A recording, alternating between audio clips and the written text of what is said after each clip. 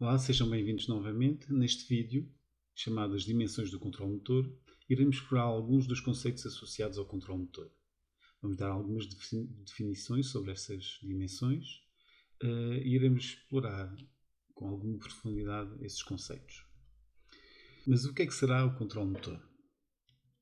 O controle motor é o conjunto de processos neuromotores que nos permitem realizar uma tarefa motora ou um movimento desde a sua fase de intenção até à sua fase de execução, incluindo todo o seu planeamento.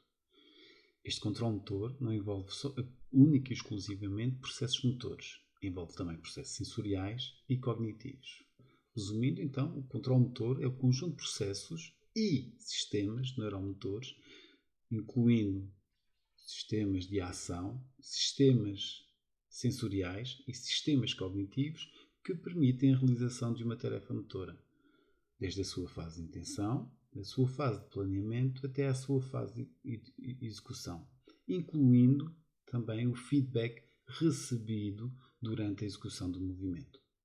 Também podemos considerar o controle motor como campo de estudo, ou seja, o controle motor como disciplina é a área do conhecimento humano que se dedica ao estudo desses processos neuromotores. Envolve várias disciplinas, nomeadamente a biomecânica, as neurociências, a psicologia, entre outras. E quando falamos de controle motor, há um conjunto de dimensões associadas a este conceito que também são o objeto do estudo do controle motor e que influenciam o próprio controle motor. São eles, além do controle motor propriamente dito, a aprendizagem motora, o desenvolvimento motor e o desempenho ou performance motora. E agora, de seguida, vamos definir cada um dos conceitos e perceber o que é que eles representam. Aprendizagem motora. O que é que será a aprendizagem motora? Consideramos a aprendizagem a capacidade que o nosso sistema nervoso tem de se adaptar mais eficazmente ao ambiente. Ou seja, perante uma situação repetida ao longo do tempo, eu digo que houve aprendizagem quando eu consigo responder cada vez mais eficazmente à situação.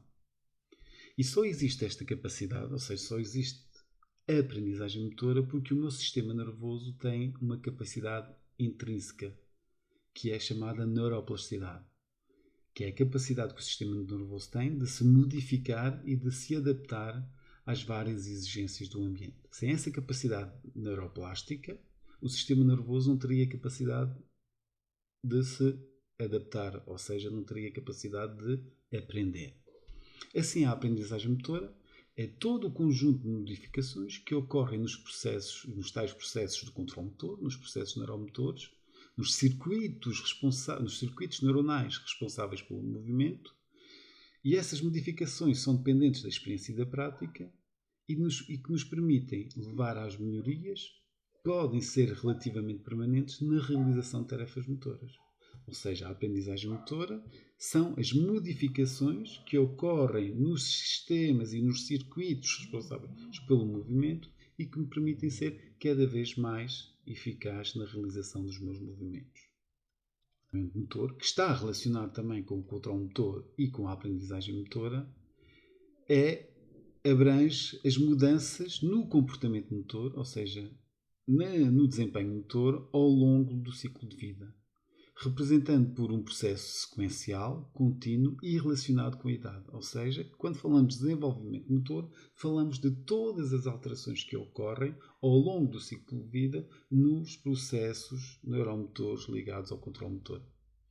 Este processo, tal desenvolvimento motor, é determinado pela combinação entre a nossa predisposição genética para o movimento, chamadas nossas capacidades motoras, e a experiência que vivenciamos. Ou seja, o desenvolvimento motor está dependente não só da nossa predisposição genética, mas também da influência que o ambiente tem no comportamento motor.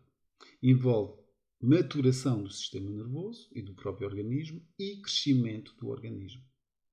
À medida que alguém cresce, cada indivíduo é moldado pela interação entre essa herança genética e o ambiente que o envolve. O desenvolvimento motor é visto como um processo dinâmico, onde as influências dos fatores inatos, ou seja, as capacidades motoras inatas, com que nascemos cada um de nós, se entrelaçam com as oportunidades de aprendizagem e a exploração motora que cada pessoa encontra ao longo do tempo. Ou seja, há uma relação dinâmica entre estes dois fatores, as componentes genéticas e o ambiente. Esta difusão de elementos genéticos e experiência de vida culmina na aquisição e na melhoria das tarefas motoras ao longo da nossa jornada de vida. Por último, o desempenho motor, ou também chamada performance motora, é a demonstração prática da nossa capacidade de executar as tarefas motoras. Ou seja, não é mais do que o resultado final da interação das outras três dimensões do controle motor de que nós falamos. É através da performance motora, também chamada de desempenho motor, que avaliamos se houve ou não houve aprendizagem motora. Que avaliamos se a pessoa tem um bom ou um mau controle motor. Que avaliamos também se determinada criança está numa fase adequada do seu desenvolvimento motor ou na fase esperada do seu desenvolvimento motor. E todos estes conceitos estão relacionados. Por exemplo, vamos imaginar uma criança que aprende a andar de bicicleta. Quando falamos de controle motor, falamos dos processos neuromotores que permitem à criança realizar a tarefa de andar de bicicleta. Inclui a coordenação dos músculos, a modulação da força e a sincronização dos movimentos. Neste caso, a criança precisa de coordenar os movimentos dos membros inferiores para impulsionar os pedais, enquanto mantém o equilíbrio e a direção pretendida.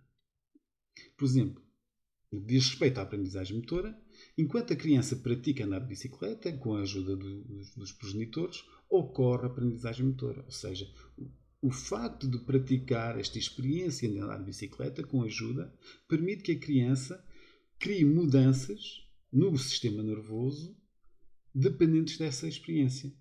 No início, ela pode ter algumas dificuldades em equilibrar-se, controlar a direção, mas ao longo do tempo e da prática, os circuitos neuronais, graças à tal capacidade que nós falámos anteriormente, à neuroplasticidade, vão ficar fortalecidos e vai haver melhoria da coordenação e do controle motor e do controle postural. Em relação ao desenvolvimento motor, a criança consegue andar de bicicleta só a partir de determinado nível de maturação e crescimento do organismo. Se ela ainda não tiver força ou ainda não tiver capacidade de se manter de pé ou manter sentada e manter o equilíbrio, ela não vai conseguir andar de bicicleta. E nós conseguimos ver se houve aprendizagem, se o desenvolvimento é adequado e se os sistemas do controle motor estão a trabalhar bem através do desempenho motor. Ou seja, é uma medida mais ou menos objetiva de toda a dinâmica dos processos de desenvolvimento motor, aprendizagem motor e controle motor. Para a consolidar os conteúdos que abordamos aqui no vídeo, podem utilizar estas questões como orientadoras para o vosso estudo. Espero que este vídeo tenha sido útil.